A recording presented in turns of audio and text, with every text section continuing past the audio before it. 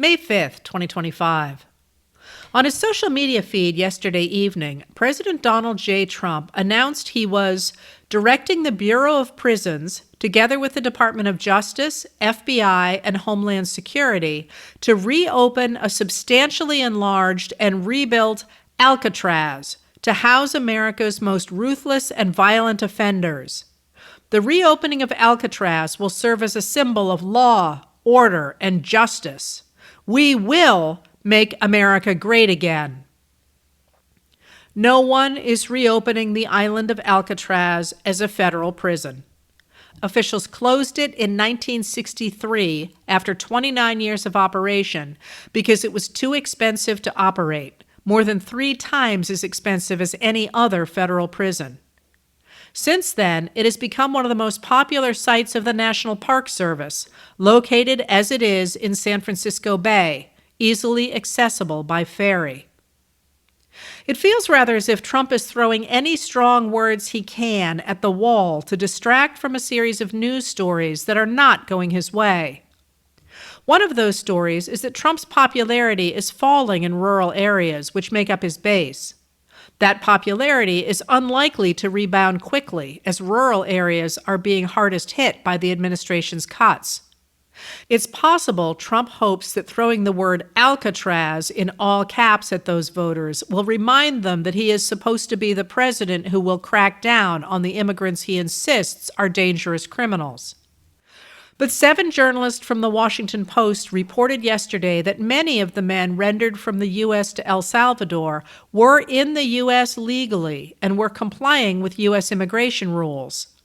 Furthermore, although the Trump administration said it had to send the men to El Salvador because Venezuela would not take them back, the journalists reported that Venezuela refused the transfer only after Trump invoked the Alien Enemies Act. Trump's proclamation said that property belonging to those he deems enemies is subject to seizure and forfeiture, and Venezuela was not willing to send planes under those circumstances. Since then, the Washington Post journalists report Venezuela has accepted at least 2 deportation flights a week. When asked about the initial flights to El Salvador, the White House fell back on the argument that rendering the migrants to El Salvador was Trump's prerogative under the president's power to manage foreign affairs, a prerogative the Supreme Court protected in its 2024 Donald J. Trump v. United States decision, saying that the president cannot be prosecuted for crimes committed as part of his official acts. White House spokesperson Anna Kelly told the Washington Post journalists the administration would not detail counterterrorism operations and foreign policy negotiations with foreign countries for the press. Also commanding attention these days is the corruption in the Trump administration, centering around Trump and the Trump family. In the Times yesterday, Dominic Lawson recalled that Trump's former fixer, Michael Cohen, wrote that Trump admired Russian President Vladimir Putin primarily for his ability to take over an entire nation and run it like it was his personal company, like the Trump Organization, in fact.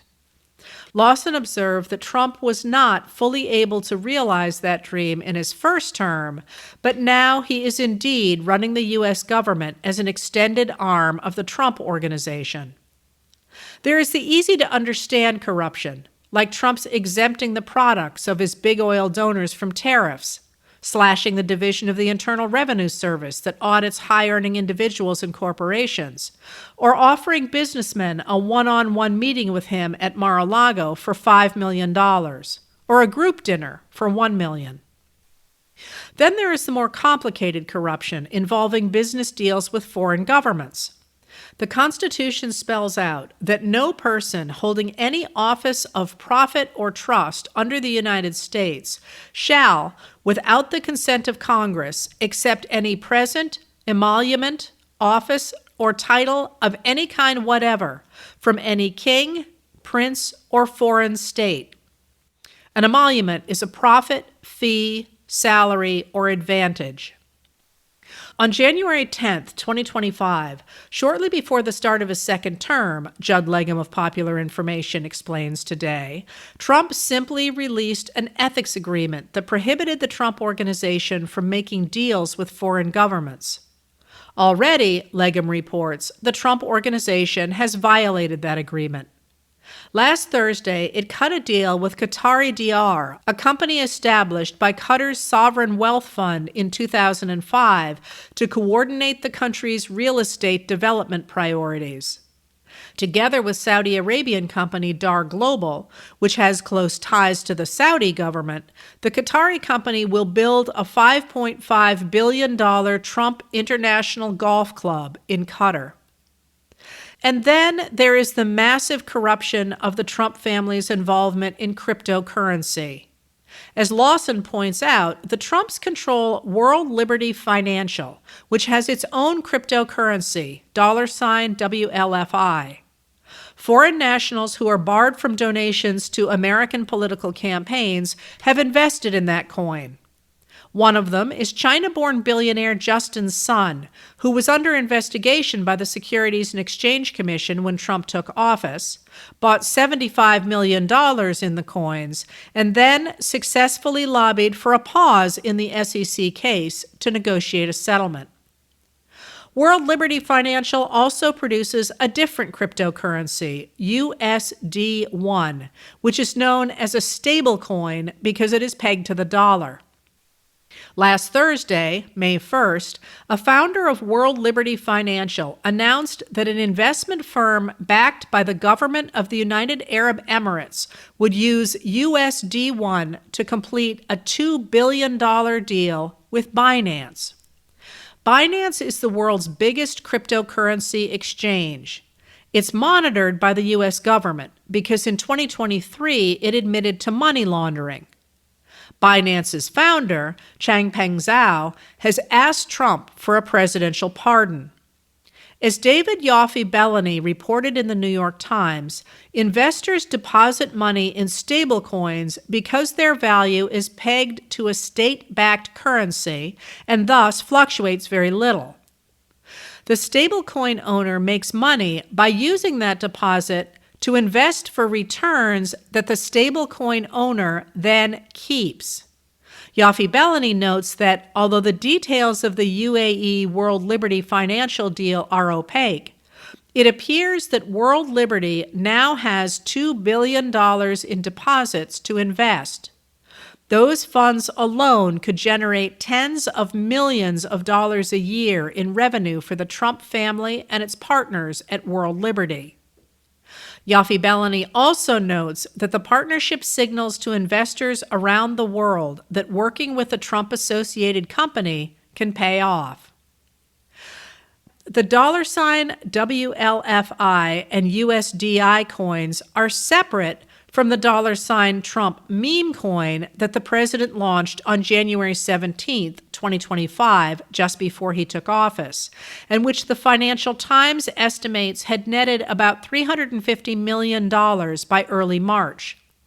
By late April, it had fallen 88% from its high. Trump then offered the top 220 holders of the coin an intimate private dinner with the president, bumping up sales and making an estimated $900,000 in trading fees. Trump is also getting hammered on his tariffs, and his frustration is showing. The president appears to like monkeying with tariffs because unless Republicans take back Congress's power to manage tariffs, he can just make a decree and watch the world jump. But the economic effects have shocked Americans. That shock is encapsulated in the news beginning to sink in that toys are highly dependent on trade with China. 80% of the toys sold in the U.S. come from there. 96% of U.S. toy manufacturers are small businesses, highly dependent on supply chains from other countries. Christmas orders should already be underway, but because of the tariffs, they are not. Trump has taken to arguing that girls need fewer dolls. Representative David Joyce, a Republican of Ohio, acknowledged this morning on CNN that Christmas trade is already slowing down, but added, I think American people will understand that because American people understand shared sacrifice. Americans who didn't realize they were going to be asked to sacrifice, Trump promised that foreign countries would pay for tariffs after all, have been pushing back against the tariffs. Apparently angry at being asked how trade negotiations are going, Trump last night told reporters on Air Force One, "At the end of this, I'll set my own deals because I set the deal. They don't set the deal, I set the deal. They've been ripping us off for years. I set the deal. I'm going to be setting the deal. I'll be setting the tariff." Last night, in a social media post, Trump announced that foreign-made films are a national security threat and said he would institute a 100% tariff on any and all movies coming into our country that are produced in foreign lands. Today, the White House walked the announcement back. And then there is the Signal scandal, which got even worse yesterday when Joseph Cox and Micah Lee of 404 Media reported that a hacker was able to breach the telemessage app administration officials have been using in about 15 to 20 minutes. Telemessage is a clone of Signal that has the additional ability to archive messages. The hacker retrieved messages, usernames and passwords, and data related to Customs and Border Protection and banking institutions. The hacker did not retrieve all it was possible to see, but could have done so, making the point that the system is not secure. This afternoon, the company that owns Telemessage announced it was suspending service. Today, likely reacting to voter sentiment and looking to 2028, Georgia Governor Brian Kemp announced he would not challenge Democratic Senator Jon Ossoff for Ossoff's seat in 2026. Also today, at a meeting to announce that Washington, D.C. will host the 2027 National Football League draft, Trump confirmed that he suddenly decided to announce he was reopening Alcatraz because the words sounded strong. It represents something very strong, very powerful in terms of law and order. Our country needs law and order. Alcatraz is, I would say, the ultimate, right? Alcatraz, Sing Sing and Alcatraz, the movies. Nobody's ever escaped from Alcatraz and just represented something strong having to do with law and order. We need law and order in this country, and so we're going to look at it. Some of the people up here are going to be working very hard on that, and we had a little conversation. I think it's going to be very interesting. We'll see if we can bring it back in large form, add a lot, but I think it represents something. Right now, it's a big hulk that's sitting there rusting and rotting. You look at it, it's sort of, you saw that picture that was put out. It's sort of amazing. But it sort of represents something that's both horrible and beautiful and strong and miserable, weak. And it's got a lot of qualities that are interesting. And I think they make a point.